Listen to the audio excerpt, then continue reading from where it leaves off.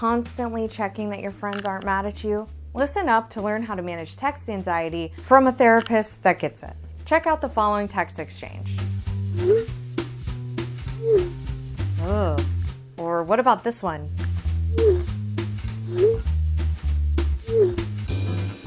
The horror. On a scale of 1 to 10, how anxious would either of those conversations make you? Take a moment and really check in with yourself. To alleviate the anxiety related to the text, some folks will send another text asking, "Are you mad at me?" Keep watching to find out why sending that text is a bad idea. Why is text anxiety so hard to deal with? Why would our brains put us through this anxiety over a little text? If we have zero information about the mood of the other person, why do we seem to always assume we've upset them? Basically, our minds assume that uncertain things are threatening. It's just part of how the human mind works. This makes sense from an evolutionary perspective. Picture us as early humans. If we're standing outside a dark, gloomy forest and a bright, cheery one, we're obviously going to pick the bright, cheery one. We know all forests have bears, but just the fact that we can see more clearly in one versus the other means we can see threats more clearly. Does this work for us in the modern day? Nope. Imagine every vague text as a gloomy forest. So what do we do about it?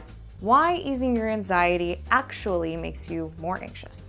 A lot of folks that have noticed that just sending an "Are you mad?" text to their friend or partner and receiving reassurance helps ease their anxiety. Unfortunately, this quick fix actually makes anxiety worse over time. By giving in to that urge to confirm that they aren't mad, you're actually robbing your brain of the opportunity to learn that you can tolerate the anxiety. The more you avoid riding the wave of the anxiety and letting it pass, the more intense your anxiety will become over time. You know that feeling you get at the beginning of a roller coaster and you're slowly moving up the big starter hill?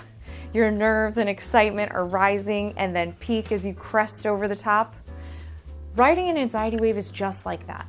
If you had hopped off the roller coaster, you would never know what it feels like for the anxiety to pass and the fun to kick in. So how do you endure it? These "Are you mad?" texts can be fine from time to time, but as a long-term solution, they make anxiety worse. How do we ride the wave?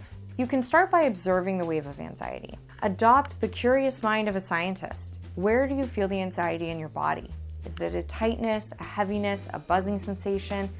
How long does it last? You can think flexibly about what might be occurring for the other person. Are they busy? Have they been stressed about something else lately? Let me give a personal example.